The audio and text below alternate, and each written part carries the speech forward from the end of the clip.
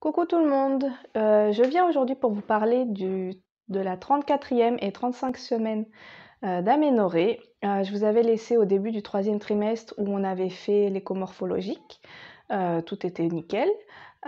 Donc là, cette semaine 34, j'étais retournée chez l'ostéopathe parce que j'avais la sciatique qui recommençait et je sentais bébé beaucoup sur le côté gauche. Et elle m'avait dit, bon, si vous avez mal, ça se passe bien, enfin, et revenez quand même pour surtout à un mois de l'accouchement, elle m'avait dit c'est conseillé de revenir pour remettre bien le bassin droit et tout ça.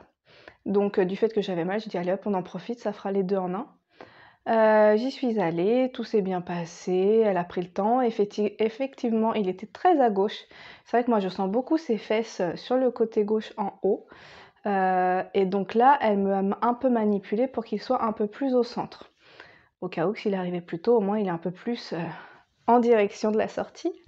Donc ça, nickel. Elle a travaillé un peu mon épaule parce que j'avais un petit peu mal au cervical. Et bien sûr, ma sciatique.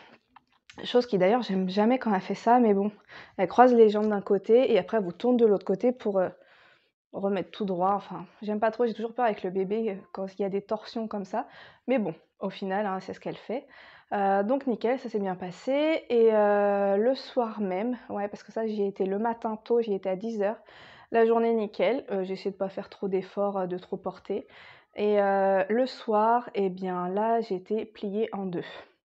D'un seul coup, j'ai eu comme des pics au niveau de l'aine, vraiment qui descendaient vraiment très bas. Au début, j'ai cru que c'était l'appendicite, mais au final, c'était vraiment très bas au niveau de l'aine. Et j'ai dû me mettre un petit peu sur le côté gauche pour essayer de soulager. Et en fait, ce qui était bizarre, c'est que ça faisait un peu comme les contractions, ça faisait un pic, ça s'arrêtait, ça faisait un pic, ça s'arrêtait, ça a duré presque 1 heure, mais par contre, mon ventre n'était pas dur du tout.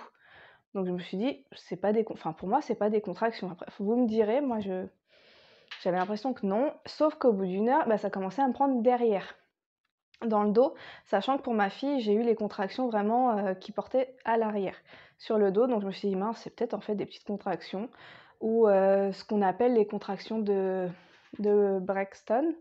Alors je ne sais pas. Bref, du coup, au bout d'une heure, je me suis dit, allez, je vais prendre un petit spasson. Du coup, ça s'est calmé. 1 heure et demie après, j'avais plus rien. Nickel. Le bébé bougeait, donc ça m'a pas plus inquiété que ça. J'ai pas eu de choses différentes. Donc bon, on est passé à autre chose. La fin de semaine s'est bien passée, voilà. Et après, on a été à 35 semaines plus 5 faire l'écho de croissance, du fait que bébé est assez gros et plus ma glycémie, il préfère vérifier quand même.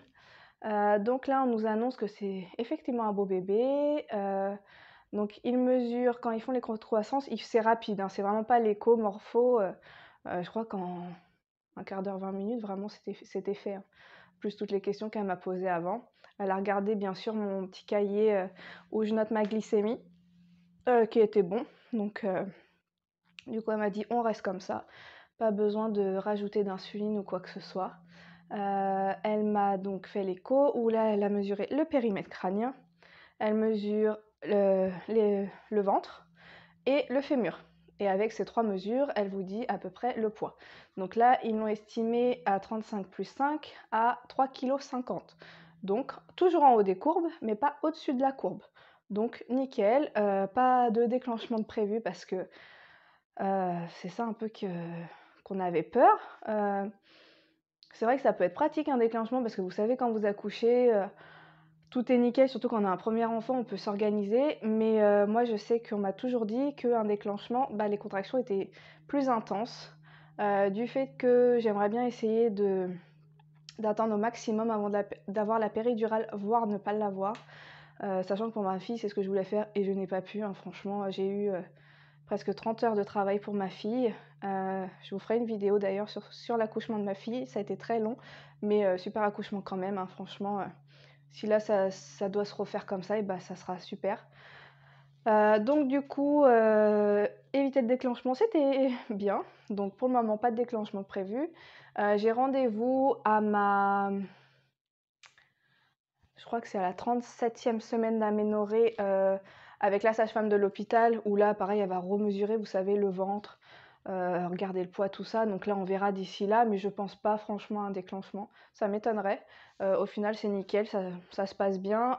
Est-ce que c'est parce que j'ai la glycémie à surveiller et du coup, c'est vrai que je fais un peu plus attention à ce que je mange, sachant que là, je suis à peu près à 9 kilos de pris, sachant que pour ma fille, j'avais pris 14 kilos en tout. Et que je suis une bonne mangeuse et une gourmande. Donc c'est vrai que je pense que si j'avais pas cette glycémie, je serais à bien plus que 9 kilos. Donc d'un côté c'est cool, c'est bien. Ça va éviter pour le après de trop galérer. Ensuite, à la fin de cette 35e semaine d'aménorrhée, on a fait les 3 ans de ma fille. Donc avec un peu moins de monde ce qui était prévu parce que avec le virus, tout ce qui se passe, tout ça, on a évité les personnes à risque. Malgré qu'on ait une maison assez grande, on a pu faire des petits salons, on va dire, pour que les gens soient un peu espacés, mais au final, tout le monde est un peu les uns sur les autres, tout le monde se parle. On a gardé les masques un peu au début, et puis voilà, on a fait quand même laver les mains à tout le monde en arrivant. Et puis moi, ce que j'avais fait, ça faisait donc depuis la veille, en fait, parce que c'est moi qui ai voulu faire le gâteau, parce que d'habitude c'est une amie à moi, mais qui vient d'avoir un petit bout de chou, donc du coup c'était à moi de le faire. Donc je me suis lancée dans le gâteau. D'ailleurs, je vous mettrai des photos sur Insta si vous voulez, de mon premier gâteau avec qu'on appelle ça de la pâte à sucre. On a bien galéré avec mon mari, franchement. Parce que je savais pas que la pâte à sucre, il fallait la malaxer, que ça fasse comme du chewing-gum pour vraiment bien l'étaler. Moi, je faisais attention, j'avais peur qu'elle craque, donc c'était encore pire. Bref, je vous mettrai ça. Au final, on était très contents. Donc la veille, on a commencé, j'ai fait tout le gâteau. Et le jour même, on a fait vraiment la déco. Et après, j'ai fait des verrines. J'ai fait des verrines de crumble, des verrines de riz au lait. On a fait des gâteaux un peu emballés parce qu'on a essayé de faire des choses individuelles pour éviter toujours à cause du virus cette propagation de microbes. Voilà, il y avait quand même aussi des bonbons, tout ça, donc il y avait les enfants, hein, donc tout le monde a mis quand même un petit peu les mains partout, mais bon, on a essayé de faire au mieux en tout cas. Elle a été super gâtée, comme d'habitude, plein de cadeaux, tout ça, enfin tout s'est très bien passé.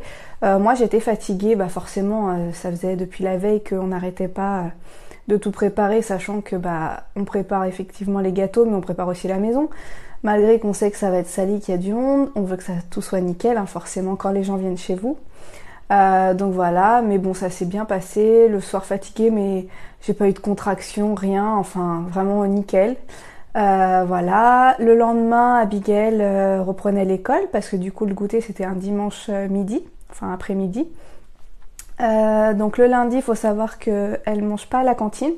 Abigail, elle mange que 2 jours par semaine à la cantine. Elle mange que le mardi et le jeudi. Donc là, le lundi, du coup, on s'est levé, nickel. Elle voulait pas aller à l'école parce qu'elle voulait jouer avec ses jouets. Elle voulait mettre sa robe de princesse pour aller à l'école. Enfin, c'était assez comique, donc il a fallu que je lui explique que non. Elle l'aurait en revenant ce midi pour le déjeuner. Du coup, je l'ai déposé le matin. Je suis rentrée, j'ai fait une sieste. J'avais mis mon réveil pour aller la rechercher à 11h30. On a mangé et tout. Et j'ai refait une sieste l'après-midi. Donc quand même, je pense que j'avais quand même bien besoin de dormir. Mais voilà, enfin tout nickel. Voilà pour ces 2 semaines, donc la 34e et la 35e semaine d'aménorrhée. Je vais essayer de vous faire rapidement la 36e semaine d'aménorrhée.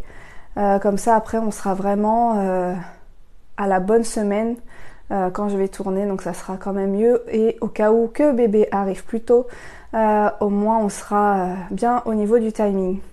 Voilà, bon je vous fais des bisous, à bientôt, n'hésitez pas à liker, à vous abonner, voilà, si vous avez des questions ou juste partager, échanger, n'hésitez pas.